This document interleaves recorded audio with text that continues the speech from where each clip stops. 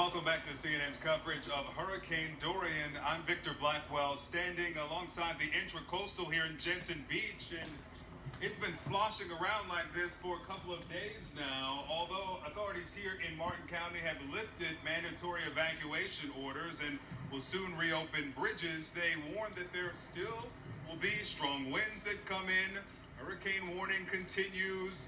That there will also be storm surge along the barrier island, just about 1,000 yards or more from where I'm standing. Now, the sheriff here says that they have been spared in this part of South Florida here in Martin County, but that may not be the case for points north. We know that just moments ago, North Carolina Governor Roy Cooper signed an executive order ordering evacuations of the North Carolina barrier islands from the South Carolina line all the way up to Virginia.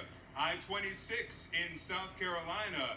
All lanes are headed west now to get people out of Charleston, to get people away from the coast for evacuations there.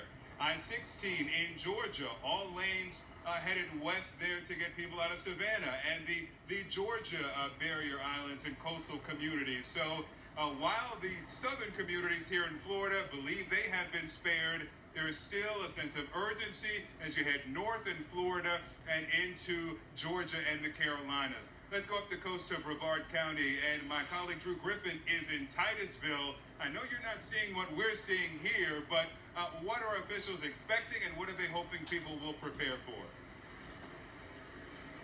Well, they're hoping they stay prepared, Victor. Just a half hour ago, Brevard County officials sent out a tweet saying, listen, stay put, everybody. The mandatory evacuations, at least for here, are still in effect. We are getting some strong winds. They expect those winds to be stronger as these bands continue to come off Hurricane Dorian. But like you said, it's about managing what is going to be, they hope, a miss for Central Florida, keeping in mind that at any point this hurricane could change course.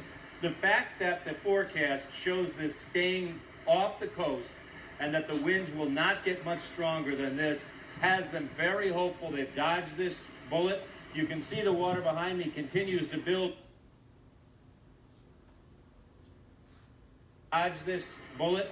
You can see the water behind me continues to build and push up. But I've got to think from our meteorologists that the water that this is being pushed by Dorian is all going north and not so much inland. So I expect coastal flooding, Victor, possibly some wind damage from maybe tropical storm force winds here in Titusville, but not much more. They're already planning about what to do afterwards. Titusville City will reopen on Thursday. Victor? All right, Drew Griffin for us there in Titusville, up the coast here in Florida. We know from Martin County officials where I am, there has been some localized flooding in some communities.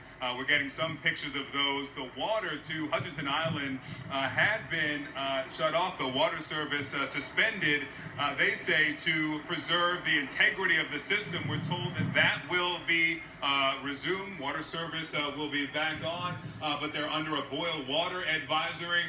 Brooke, again, as even the wind whips up now, there's a moment of sunshine, and anytime you see there's no rain, we're seeing people come out of their homes. There's more traffic around us here near the causeway along the Intracoastal, but the moment that water comes back, the moment it starts raining, it clears out. So it's really erratic, really sporadic, I should say, the weather here at the edge of Dorian as it starts to kind of climb up the Florida East Coast.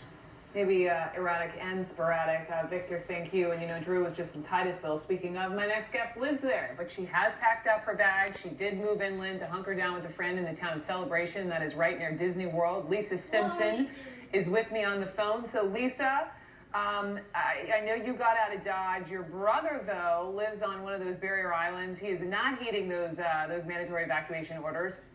Are you worried about him? Yes and no. I used to live on Merritt Island as well, and 2 years ago with Irma, I stayed home just because nobody knew where that storm was going. And we just kept in contact the entire time. Yeah. And I know that he has, boarded up his house. He's got all his water, food, batteries. So I know he's very resourceful, so he knows what to do if anything happens. So, and we've just stayed in contact pretty much this entire time. So. Yeah. I think I do the same with my own brother. We were just listening to, Drew Griffin is our correspondent over in Titusville right now, and he's reporting that they may actually miss major flooding, which is actually obviously wonderful. Are you also in touch with any of your neighbors? Are they optimistic? Unfortunately, I just moved there at the end of April, so I don't know a lot of my neighbors. The folks to the left of me, I believe they actually left on Wednesday when it looked like the storm was going to hit like Friday, Saturday. And we kind of look out for each other. But I think they just got up early Wednesday morning and just got out of town. I am sure you will be getting to know your neighbors a little bit better as you head back home once this whole thing is passed and everybody exchanges their own "where did I leave and how am I doing" stories. And I want to bring up, because I know you're in Celebration, and that's just southwest of Orlando. The Orlando airport closed this morning. Disney is closing all of its parks next hour, but you actually went yesterday to take advantage of the short lines. But these are Orlando mainstays. Disney World is usually open all the time, all the holidays. So as an annual pass holder, Lisa, can you think of the last time Disney World actually had to shut down? They shut down for Irma. They did shut down for Irma. Yes, they did shut down for Irma. And actually, they just came out and said that they're extending Epcot to 7 o'clock tonight and Disney Springs to 8 o'clock tonight because the storm shifted and everything. So they were able to extend both of those areas. So I think my friends and I are going to take advantage of Disney Springs being open a little bit later and go there for dinner. Well, enjoy it. Bon appetit. I hope you guys stay high and dry, and I hope your brother is okay over on Merritt Island. Lisa Simpson, thank you so much in Celebration, Florida. Thank you. You got it. Just a programming note.